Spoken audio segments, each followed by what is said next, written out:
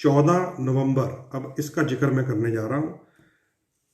चतुर्दशी भी रहेगी और दीपावली भी रहेगी। दोबारा फिर से मैं बताने लगा हूं, 14 तारीख को दोपहर 2:17 तक 2:17 तक तो रहेगी नरक चतुर्दशी, 14th तिथि।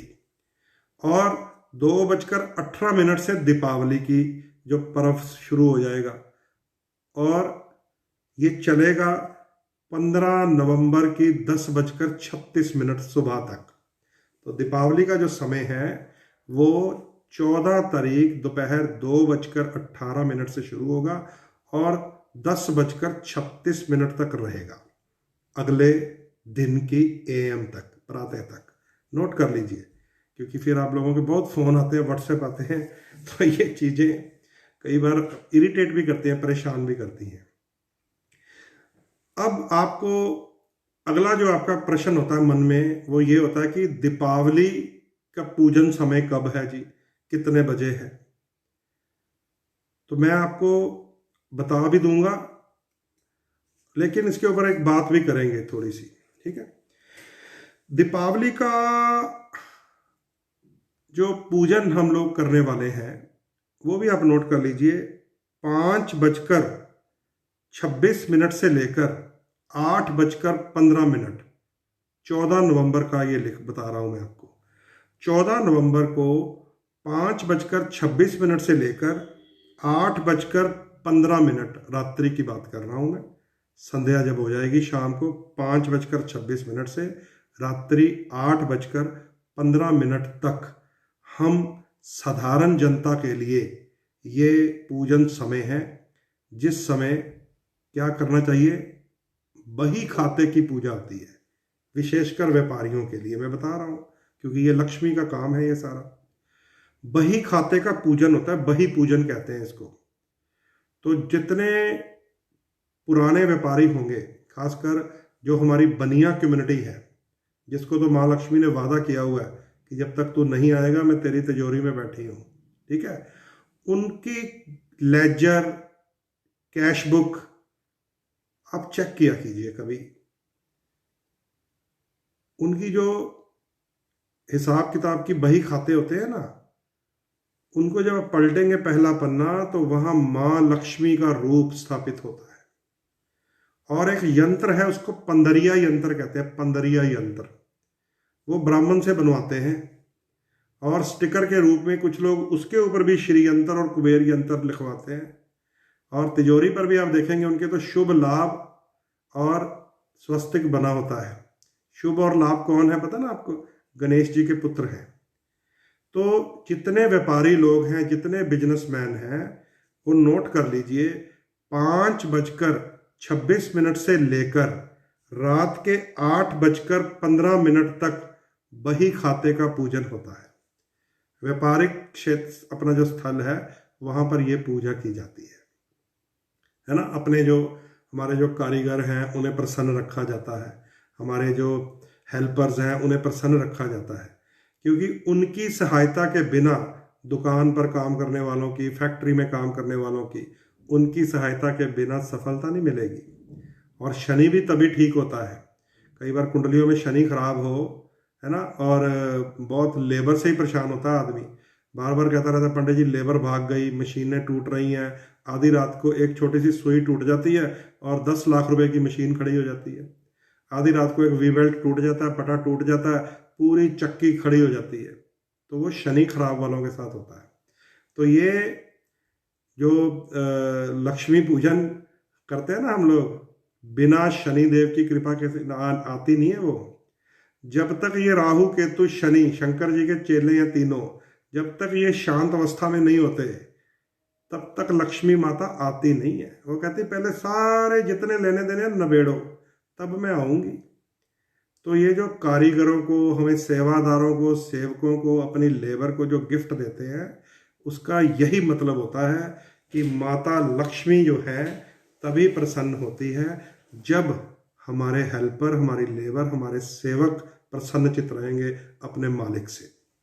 तो कल का जो समय है कल का कह रहा हूँ 14 नवंबर का 5:26 से लेकर 8:15 तक अपने व्यापार क्षेत्र में जरूर जाएं, परिवार को भी लेके जाया करें। मुझे याद है हमारे ग्रैंडफादर साहब सभी को बुलाते थे, बेटियों को भी, बहुओं को भी, बेटों को भी। हम दुकान पे जाते थे अपनी, और वहाँ पे मिठाई भी खाते थे, माता लक्ष्मी को मत्था भी टेकते थे, और जितने उनके टूल्स थे, औजार थे, आरी, रेती, जो जो हमारा वहाँ पड़ा होता था, सबको प्रणाम करते थे।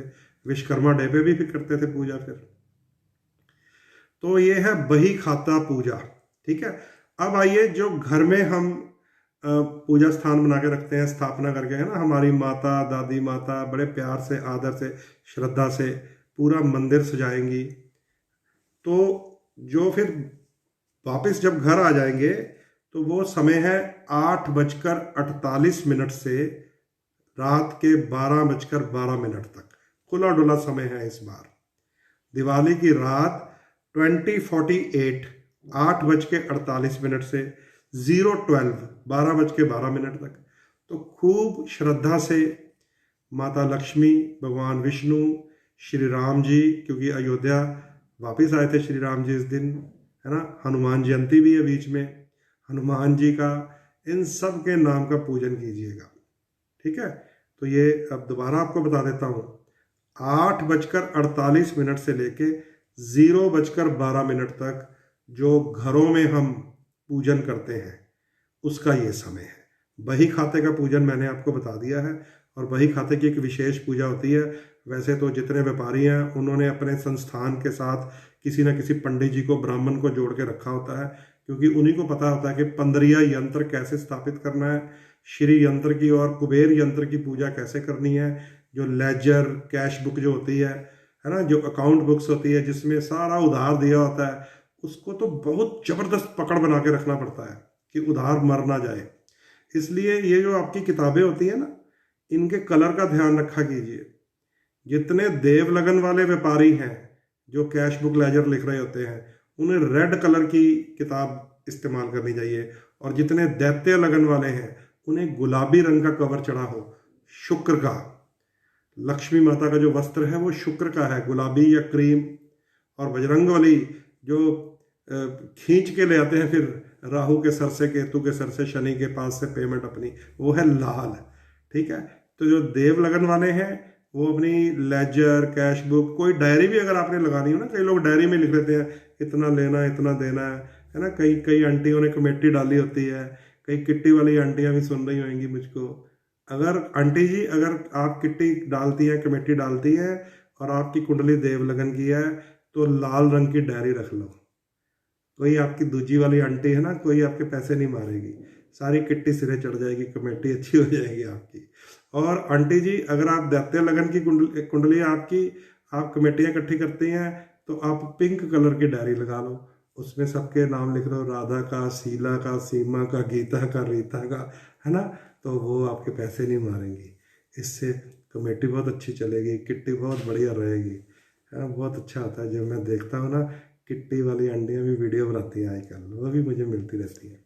तो ये बहुत राज की बात आपको मैंने बता दी है, लक्ष्मी पूजा, कलर थेरेपी, ठीक है।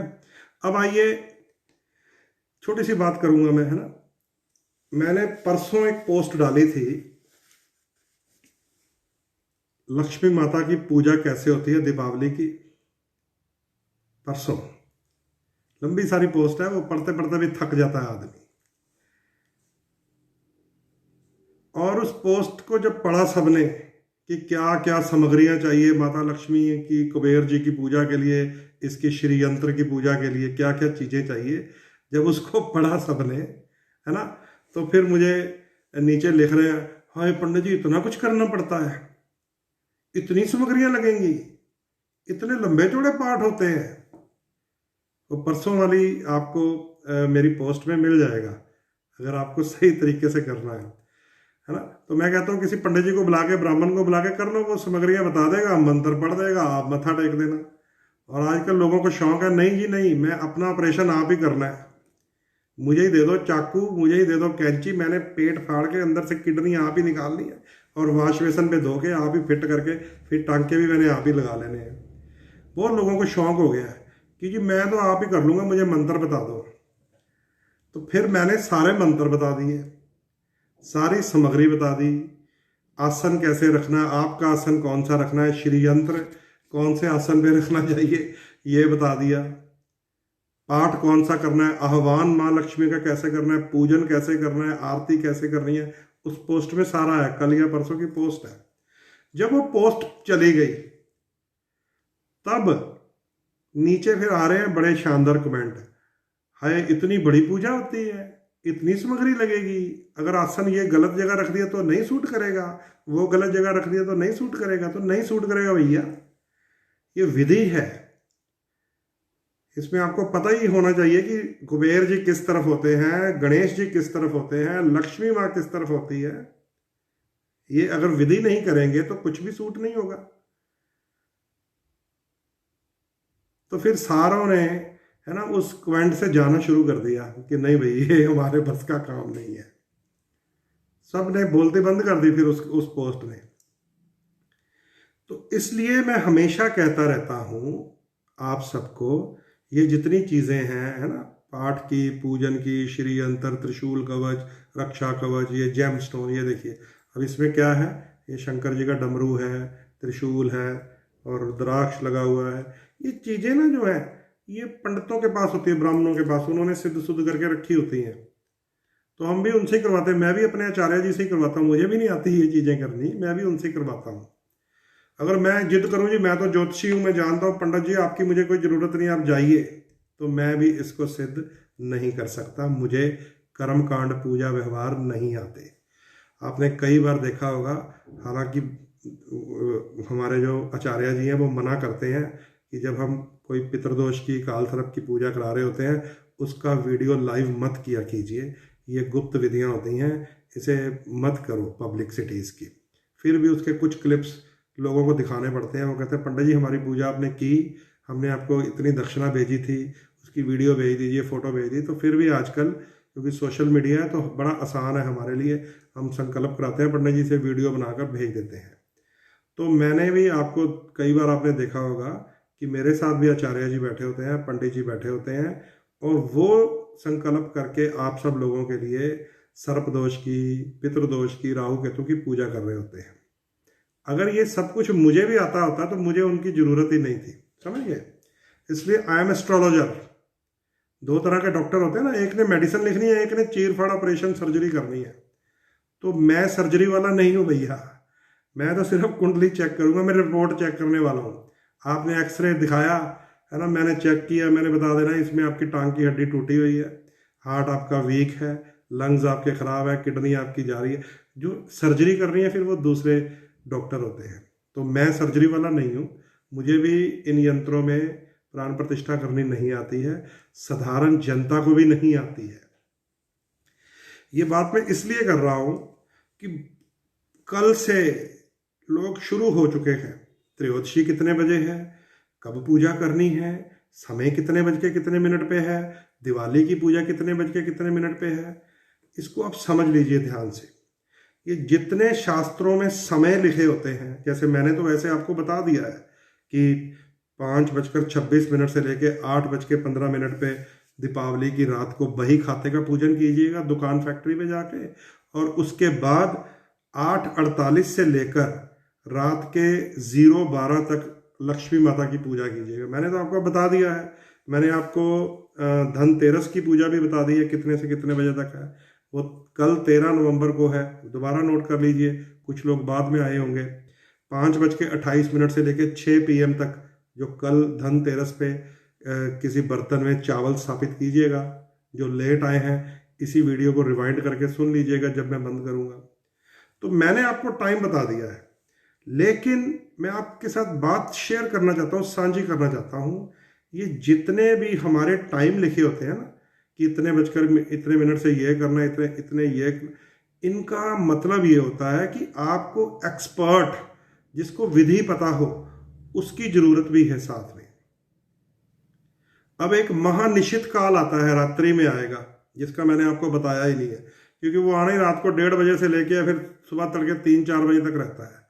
अब उस महानिशित काल में क्या होता है, जितने ये श्रीयंत्र मैं आपको दिखा रहा हूँ, ये त्रिशूल आपको दिखा रहा हूँ, रक्षा कवच होता है बहुत बड़ा, बहुत शक्तिशाली चीज़ है ये, इनके ऊपर जो प्राण प्रतिष्ठाएं होती हैं, इनके ऊपर जो सिद्धियां की जाती हैं, या कोई मंत्र जाप के ऊपर, या कई मेडिटेटर बैठे होते हैं अपने आप को साधना कर रहे होते हैं, वो महानिशित काल में जाते हैं, रात्रि में जब सब शांति हो जाती है, सब सो जाते हैं, पटाखे चलने बंद हो जाते हैं, है ना, बिल्कुल शांति हुई थी, तब इनका समय आता है श्री यंत्र का, त्रिशूल यंत्र का, माता बगलामुखी के कवच का। लोग अपने जेम स्टोन्स को भी दोबारा रिचार्ज करते हैं, रुद्राक्षों को करते हैं। अब ये जितने समय लिखे होते हैं ये होते हैं एक्सपर्ट्स के लिए, योगियों के लिए, साधुओं के लिए, ब्राह्मणों के लिए, मांत्रिकों के लिए जो मंत्र पूजा करते हैं, तांत्रिकों के लिए जो तंत्र पूजा करते हैं, वशीकरण, मारन, उच्चाटन, सब कुछ होगा। दीपावली, होली, ये ऐसी रात्रियां होती हैं, ये सब कुछ होता है उन दिनों में। जिसका जो सब्जेक्ट, जैसे मेरा सब्जेक्ट एस्ट्रोलॉजी है या घरेलू लोगों के साथ में जुड़ा हुआ हूँ, तो सिर्फ घरेलू बातें करते हैं हम लोग, लेकिन हमें मिलते हैं तांत्रिक बड़े बड़े। जाइएगा कभी चामुंडा देवी के मंदिर में, दिवाली की रात आप जा ही नहीं सकते। माता कामाक्षा गुवाहाटी में जाइएगा कभी, आप वहाँ पे पैर भी नहीं रख पाएंगे, इतनी शानदार ऊर्जा होती है वहाँ पे, तांत्रिक पूजन होता है वहाँ पे। तो ये उन लोगों के लिए होता है, और साधारण जनता शुरू हो जाती है, त्रयोदशी कितने बजे है जी, दिवाली कितने बजे, कोई मतलब नहीं है। आप भोले भक्त बन जाइए भगवान के, भोले भक्त, समझिए, हाथ ऐसे फैला लीजिए ईश्वर की तरफ, बस। सूर्य अस्त से लेकर सूर्य उदय तक आपकी दीपावली है। सूर्य अस्त से लेकर सूर्य उदय तक आपके लिए दिवाली है। समय मैंने इसलिए बता दिया है क्योंकि आप लोग बहुत व्हाट्सएप कर रहे हैं, कॉल्स कर रहे हैं मुझे, तो इस बार मैं बता रहा हूं। अगली दिवाली पे नहीं बताया करूंगा किसी को, कोई विधि उधि नहीं बताया करूंगा, क्योंकि भोले भक्त बन जाइए। आप लोगों ने ना तो वो सारियां सामग्रियां लेके आनी है, ना आपको आसन का पता है, किस आसन पे खुद बैठना है, किस आसन पे लक्ष्मी जी को, किस पे गणेश जी को, किस पे शुभ को, लाभ को, रिद्धि को, सिद्धि को, कुबेर को बिठाना है, समझिए, ये आपको पता भी नहीं है ना, तो फिर आपको कोई फायदा नहीं है ये टाइम नोट करने का। आप माता लक्ष्मी, गणेश जी की फोटो लेके आया कीजिए, ठीक है, उस फोटो के सामने घी का दीपक जगाया कीजिए, और ना संस्कृत बोलो, ना अंग्रेजी बोलो, ना फारसी बोलो, जो भाषा आती है, हिंदी, पंजाबी, जो ऐसे हाथ जोड़ के मन में प्रार्थना किया कीजिए कि हे प्रभु, सुख हो, शांति हो, बरकत हो, बच्चों के दिमाग में सद्बुद्धि हो, काम कारखाने दुकानें चलें, घर परिवार में खुशियां आए, बरकत आए, बस ये कहा कीजिए। सूर्य अस्त से लेके सूर्य उदय तक दिवाली ही दिवाली है, समझ गए। ये आज ये वाली बात करने आया हूं मैं आपके साथ, क्योंकि भरा पड़ा है सारा मेरा व्हाट्सएप। आज त्रयोदशी है जी, कल चतुर्दशी है जी, परसों दिवाली है जी, कितने बजे क्या है जी, कितने बजे। अगर तो आपने सिद्धि करनी है कोई, अगर आपने त्रिशूल कवच खुद कोई सिद्ध करने हैं, आपकी पहले प्रैक्टिस है, आपने श्री यंत्रों के ऊपर कोई प्राण प्रतिष्ठाएं करनी है, तो आप मुझसे टाइम पूछिए। और अगली बार जब भी आपसे कोई टाइम पूछे, उसको बोलो कोई सिद्धि करने लगे हो, करण पिशाचनी तो नहीं करनी है आज। एक सिद्धि का नाम है करण पिशाचनी, वो कान में बैठ जाती है आके, है ना, दिवाली की रात को सिद्धि होती है उसकी, रात को मैंने उसका भी शास्त्र निकाला, पड़ा हुआ है पीछे। करण पिशाचनी सिद्धि होती है, एक दिवाली की महानिश्चित काल में होती है, उसकी कोई जरूरत नहीं है उस त्रिशूल यंत्र की, या वो अपने यहाँ पे स्थापित हो जाती है कान में। वो सामने वाला कुछ पूछ रहा होता है, वो पहले ही बता रही होती है, इसके 2 बच्चे हैं, इसकी 2 शादियां हुई हैं, इसके ये है, वो पहले ही पता कर लेते हैं। ये साधकों के काम है, ये अब तांत्रिकों के काम है, वो तो मैं भी नहीं करता, क्योंकि मैंने उसको पढ़ना शुरू किया करण पिशाचनी सिद्धि को, 2 लाइनें पढ़ी, 3 लाइनें पढ़ी, 2 पेज 3 पेज, बड़ा रोचक था, फिर मैं पढ़ना शुरू कर दिया। फिर मेरे मन में आया मैं भी करूँगा, क्योंकि मैं तो एस्ट्रोलॉजर हूँ, मुझे पहले ही सब कुछ पता चल गया, तो मैं तो मेरा तो बड़ा फायदा हो जाएगा, है ना। तो मैंने उसको पढ़ता गया, जब आगे जाके पढ़ा तो उसने लिखा कि जब करण पिशाचनी आपने सिद्ध कर ली तो आपकी गृहस्थी उजड़ जाएगी, आपके कान का पर्दा फट जाएगा, आपका दिमाग टाइम मशीन की तरह हो जाएगा, कभी बहुत पीछे का नजर आने लग जाएगा, कभी बहुत आगे का। इसलिए करण पिशाचनी सिद्धि वही लोग करें जो इसकी शक्ति को सहन कर सकते हैं, उसके नीचे लिखा हुआ था। जब मैंने उसको पढ़ा, मैंने किताब बंद कर दी, मैंने कहा भाई ये हमारे बस की बातें नहीं है, क्यों, आई एम जनरल एस्ट्रोलॉजर, मैं तो ज्योतिष की नॉलेज रखता हूँ, खाली कुंडली पढ़ता हूँ, आपको बताता हूँ उसकी विधियाँ, कलर थेरेपी, स्टोन, दान, रतन, मंत्र, यंत्र बताता हूँ। तो मैंने उसको बंद करके रख दिया, क्योंकि वो मेरे काम की नहीं है। इसी तरह ये जो आप लोग पूछते हैं ना कितने बजकर कितने मिनट तक, कितने बजकर कितने, ये आप लोगों के काम की बातें नहीं है। ये सारी बातें जिन्होंने यंत्र सिद्ध करने हैं, जिन्होंने खुद पे सिद्धियां करनी है, जिन्होंने प्राण प्रतिष्ठाएं करनी है किसी स्टोन्स में, श्री यंत्रों में, त्रिशूल यंत्रों में, बगलामुखी कवच में, उनके लिए होती हैं। तो आप सबको क्या बनना चाहिए? भोले भाले भगत बनना चाहिए। इन चक्रों में आप मत पड़ा करो।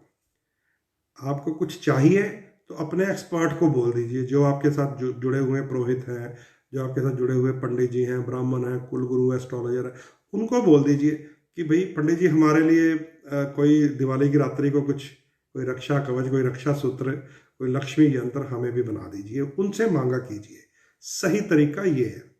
नहीं तो आप लोग क्या कहते हैं, बाद में परेशान रहते हैं, है ना, हमने ये भी किया था जी, हमने वो भी किया था जी, हो तो कुछ रहा नहीं जी। होना ही नहीं है, कुछ नहीं होना आपसे, हमसे नहीं होता, मुझसे नहीं होता।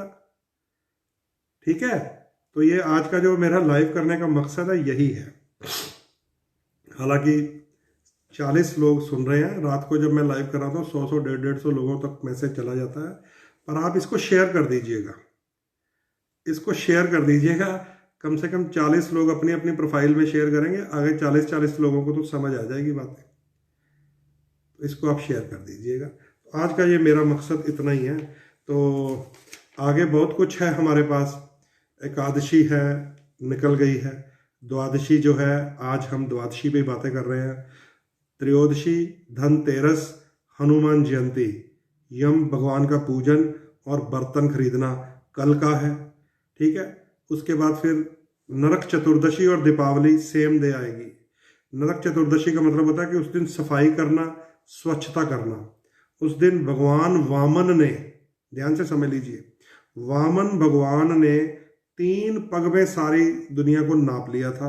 राजा बलि और वामन भगवान की एक कथा है, गूगल से पढ़ लीजिएगा। ठीक है, अब अगर यहाँ कथा सुनाने बैठ गया तो बहुत लंबा हो जाएगा। तो वो भी चतुर्दशी की ही तिथि है। भगवान कृष्ण जी की पत्नी थी सत्यभामा, उन्होंने नरकासुर का वध किया था, वो भी नरक चतुर्दशी के साथ नाम उसका जुड़ा हुआ है।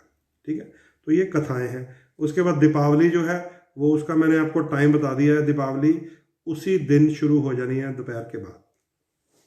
दीपावली के अगले दिन क्या होगा? गोवर्धन पूजा, अन्नकूट। ठीक है, अन्नकूट जिसको कहते हैं, गोवर्धन पूजा है दीपावली के अगले दिन। ठीक है, और उसके बाद आएगी द्वितीया तिथि, यम द्वितीया कहते हैं जिसको, भैया दूज भी कहा गया है, जो कार्तिक शुक्ल पक्ष की द्वितीया होती है। जो गोवर्धन पूजा है वो 16 नवंबर को है।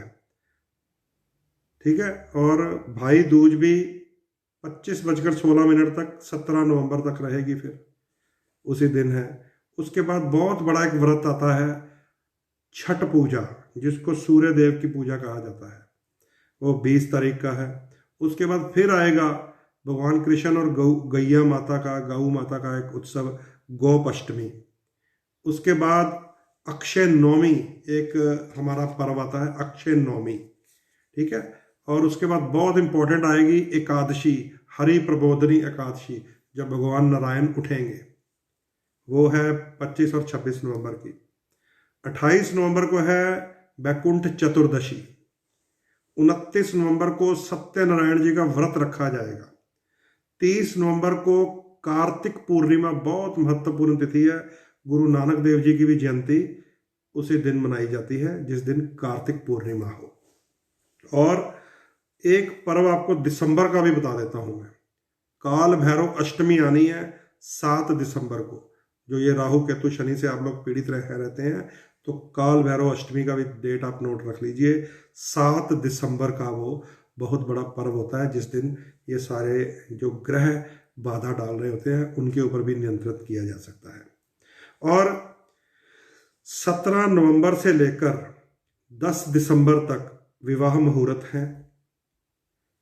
24 जनवरी 2021 से 1 सितंबर 2021 तक विवाह मिलेंगे। कब? 10 दिसंबर के बाद। अब ये जो विवाह मुहूर्त रह गए हैं ये इतने ही रह गए हैं कि 17 नवंबर से लेकर 10 दिसंबर तक अभी विवाह मुहूर्त है। उसके बाद तारा डूब जाएगा, कभी बृहस्पति महाराज अस्त होंगे, कभी शुक्रदेव जी अस्त होंगे। फिर शुरुआत होगी 24 जनवरी 2021 को।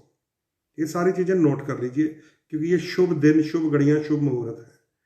अभी जो जिन लोगों ने विवाह करने हैं 17 नवंबर से लेकर 10 दिसंबर तक अभी भी तिथि मिल जाएगी, ठीक है। नहीं तो फिर अगले साल 24 जनवरी के बाद विवाह के मुहूर्त मिलेंगे। तो ये जितनी बातें हैं आप नोट करके रख लें क्योंकि बड़ी ही ज़रूरी बातें हैं। इनका जो लिंक है ये कोई ऐसा नहीं है कि कोई इसकी केवल धार्मिक ही महत्वता है, ये हम सब लोगों के आधुनिक जीवन के साथ भी जुड़ी हुई बातें हैं। जैसे मैंने आपको बताया कि जो धन्वंतरी जी का जो प्रकट उत्सव है उसका आयुर्वेद के साथ संबंध तो है ही, लेकिन आधुनिक चिकित्सा के साथ भी उसी का संबंध है। जितनी भी आज की दवाइयां भी बनेंगी वो बनेंगी किसी वनस्पति की जड़ से ही बनेंगी, ठीक है। तो ये चीज़ें आपको याद रखनी है। जो मैंने आपको वामन अवतार की बात बताई है ना कि वामन के रूप में भगवान ने 3 पग में सारी दुनिया नाप ली, 2 पग में, तो तीसरा पग राजा बलि जी ने कहा कि मेरे मस्तक पर रख दीजिए प्रभु, और तो मेरे पास अब कुछ बचा नहीं है। भगवान वामन ने तीसरा पग राजा बलि के मस्तक पर रख दिया था और उसे फिर पुश करके पाताल लोक में भेज दिया था और ये आशीर्वाद भी दिया था कि जहां पर तुम जा रहे हो वहां से आज के बाद लक्ष्मी की कृपा समाप्त नहीं होगी, संसार का सबसे धनाढ़ स्थान वो बनेगा। तो वो पाताल लोक जो उस समय का है जब वामन भगवान ने अपने पैर के अंगूठे से राजा बलि को जहां पहुंचाया, वो आज का यूनाइटेड स्टेट्स है, अमेरिका है, समझेंगे। और अमेरिका को वो वरदान है, हमारे शास्त्र में लिखा हुआ, विशेष रूप से उस द्वीप का नाम लिखा हुआ है। देखिए जब हम अपने देश का संकल्प करते हैं ना, जम्बू द्वीपे कहते हैं, भारत खंडे जम्बू द्वीपे। लेकिन जब हम शास्त्र पढ़ेंगे वामन की कथा, तो वामन की कथा में अमेरिका के द्वीप के बारे में लिखा है कि वहां पर राजा बलि को स्थापित किया, वहां पे राजा बलि को वहां का राजा बनाया था और वहां पे लक्ष्मी की कृपा अब रहेगी क्योंकि स्वयं नारायण ने वामन अवतार में कह दिया था। तो